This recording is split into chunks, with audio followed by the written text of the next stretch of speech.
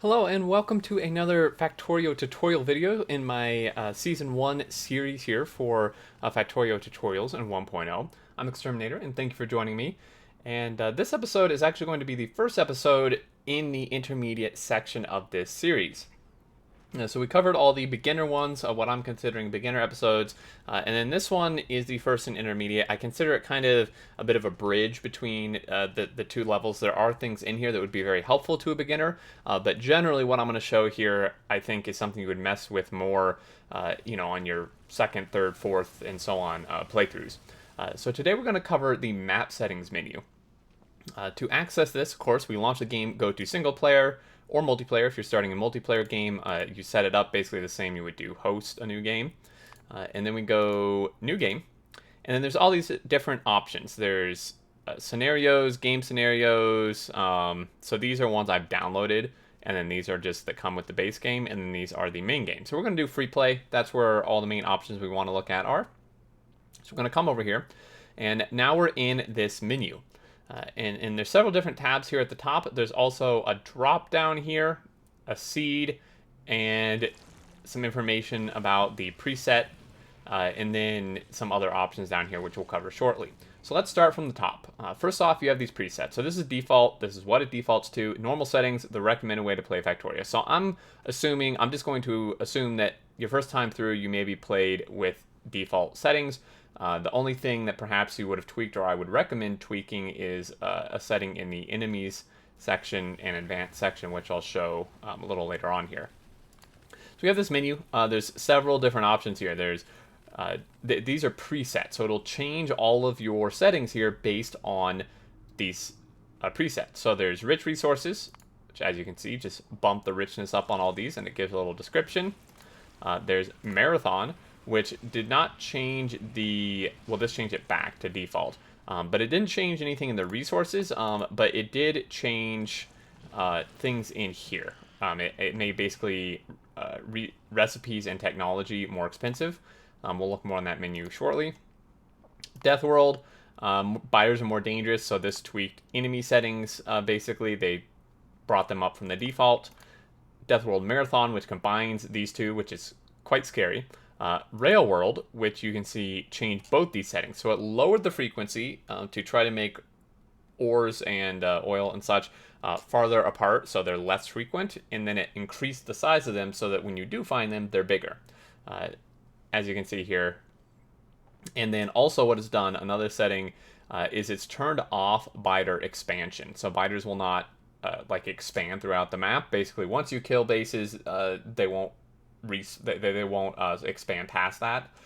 So there's that one. And then Ribbon World basically increases frequency, lower size, and increases richness. And then the map height is limited to 128 tiles. So it's a limited height map. And you can change stuff that you can change that right here if you'd like. So there's that. And then lastly, there's Island, which just spawns you on an island. Pretty straightforward.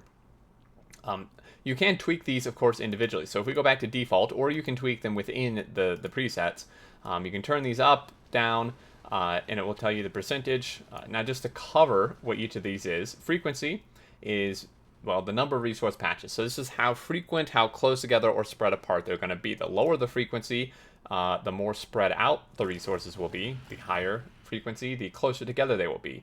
Now, something to keep in mind is this is not perfect. So you may think, and I have thought and logically would think, that if you just lower all these all the way down, lower all these down and then max the size out, that you're going to have, very few resource patches, but they're going to be gigantic. And generally this is what it will attempt to do, but it's not perfect. So, it may still create a map that's not quite what you're expecting. And we'll show that here when we do a preview. I'll kind of show that it may not always work how you would expect it to.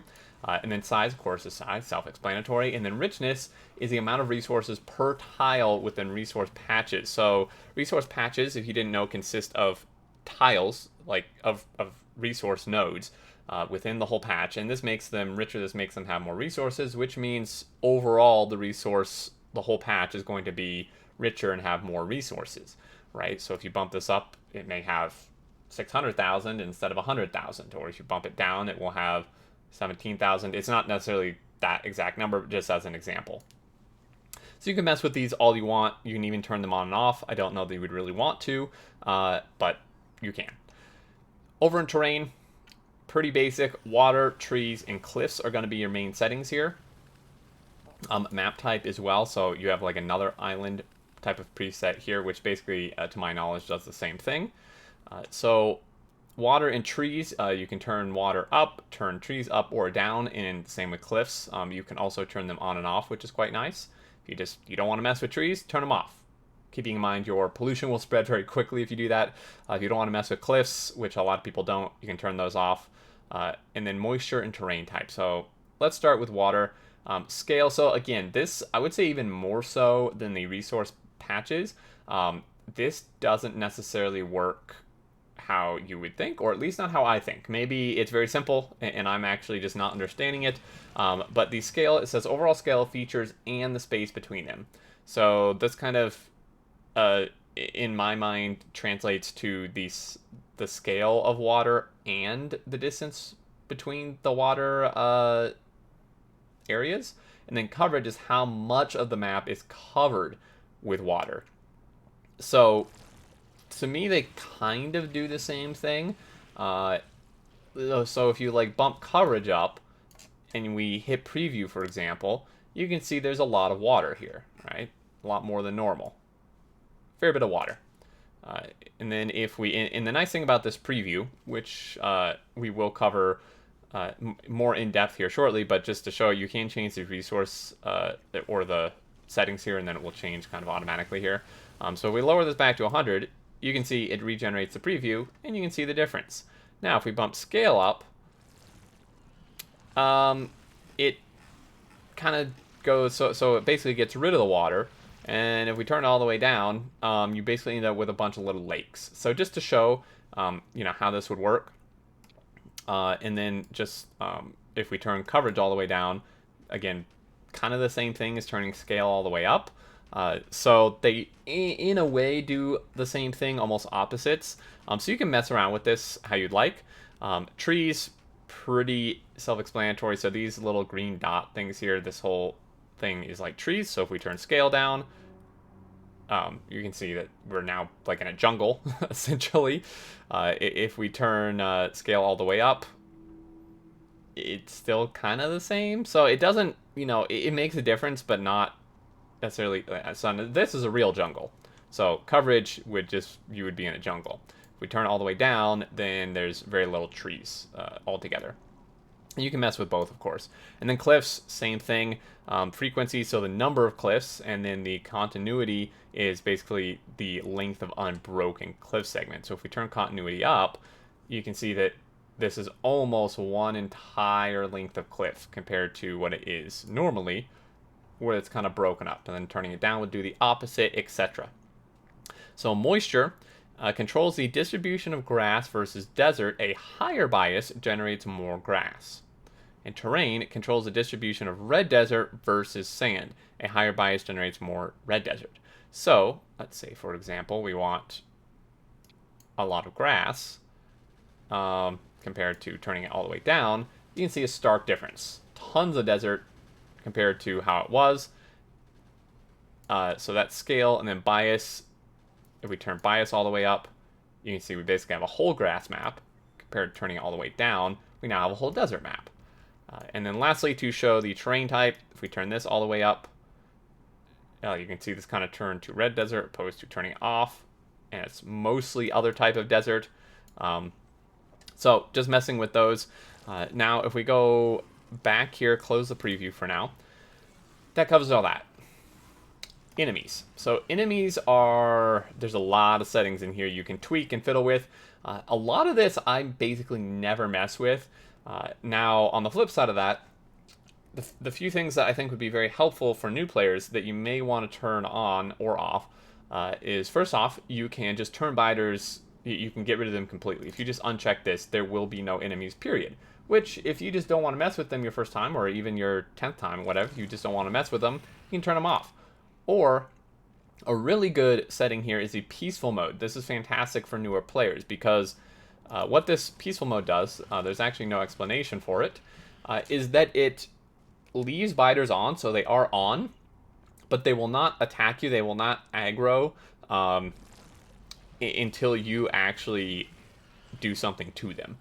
So normally, if you have peaceful mode off in default settings, they will attack whenever they're hit by pollution. Whenever the bases, the spawners are hit by pollution, they will attack the pollution source, or if you just walk near them within range, the biters will just aggro on you and attack.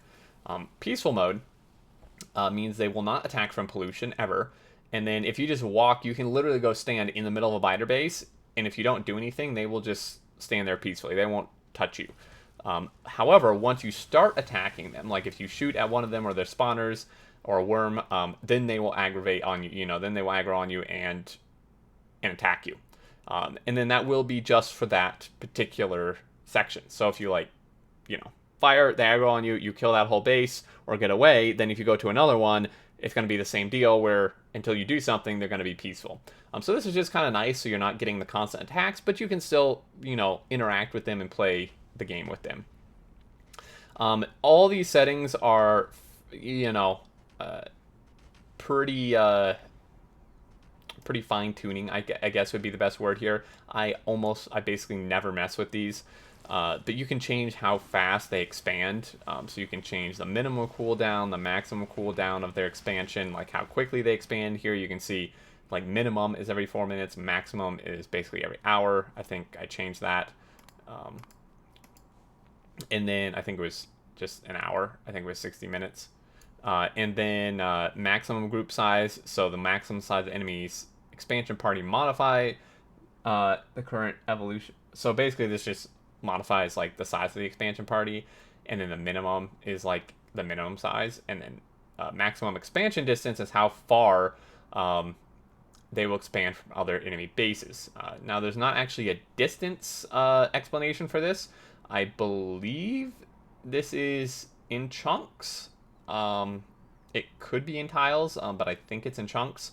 Like I said, I very rarely mess with these, even on a death world. I mean, if we go to a death world setting, you can see it hasn't even changed these, really. It's just changed these. So then, going up to these, the bases work just like the resources. So if you bump frequency up and size up, just as this preset did, you're going to get a lot of bases, and they're going to be very big. So if we now preview this, you can see there's a difference. If we bump them all the way up, if you just want to go insane, there's a huge difference, right? So these work just as the resource settings do for the frequency and size. And then evolution, you can change like how quickly they evolve into the next level of enemy and what affects that. So the time factor, so enemies evolve based on 3 factors. Just the time passing, how many spawners you destroy, and then your pollution generation. So if you want, so for example, let's say you don't want them to evolve when you destroy bases, but you want them to evolve based on pollution, so you have to like build a green factory, you can do that. And then you can get rid of time, bump it up if you want to evolve faster with time, etc. You can tweak these however you like. Lastly, in the advanced, so this is what we looked at earlier, where you can change the size of the map. So you could just limit the whole map if you just want a square. You could do like 500 by 500 tiles, and you can see this is literally the whole map. You can't go past this. Or you can do a ribbon world, where if you just get rid of this completely, you can have a ribbon world. The other one was 128 tiles, so this is actually going to be quite small. Recipes, this is what we again looked at earlier. Expensive just makes them a lot more expensive. I want to say it's 4 times. And then technology as well. You can do expensive, and then you can multiply the price on top of that, which is what the marathon did here. It makes them expensive and 4 times. And then after the game is finished, research queue availability. This is a very important one, guys. I know this is at the end of the video. I'm just going in the order of the menus. But this one, research queue, is a very, very good quality of life feature in the game. And I personally believe it should be on by default. I don't understand why it's not. But in order to have it on, you have to finish the game. If you, as a new player, this and the peaceful mode are the 2 settings I would maybe tweak. for your very first game, depending on what you want. I would have this always on because this just allows you to queue up multiple researches. So you could queue up 1 and then 2 and 3, and then once 1 finishes, it'll just hop right into researching 2, and once 2 finishes, it'll hop right into researching 3. Without this, once 1 finishes, you have to open the research menu again, or it will auto-open, and then you have to click 1, start it, on and off, on and off. This is extremely helpful. So definitely, I think for brand new players, even this should just always be on. And then pollution, this kind of touches on what we looked at in enemies, but instead of evolution, it's more the enemy attacking and how fast pollution spreads. So pollution absorption modifier. So basically how much pollution is absorbed by trees and tiles. So you can make trees and just the ground absorb more pollution if you want. Attack cost, modifier of how much pollution is consumed to send a biter attack. So if you want biters to attack when they're just like barely touched by pollution, you can do that. Or if you want them to take longer to attack from pollution, you could lower it. You can, affect how much they damage trees, how much absorb per damaged tree. So trees have 4 different progressive stages towards being destroyed by pollution. This value specifies how much pollution is absorbed when moving to a more damaged area. Fairly self-explanatory there. And then diffusion ratio, the amount pollution diffused into neighboring chunks per second. So this makes pollution spread. Obviously pollution does spread into neighboring chunks. My understanding of this is if you bump this up, it will spread more into chunks. It's very low to begin with. It's 2% only to begin with. So there's all these settings. We looked at the presets. You can reset, so you can just, if I just want to go all the way back to default, you can just hit this button to reset. So this is your seed. If you have, if you pull a seed from online or something, or you found one and you save it somewhere, you can import it here. Or this is just the seed that the map is. If you want to, just randomly generate maps, you can just hit this and it will just keep generating different maps, as you can see. And then if we come all the way down to the bottom, we have map exchange string. So this is similar to seed. However, there is a pretty important difference. So this is importing or exporting map exchange strings. So this is for sharing maps.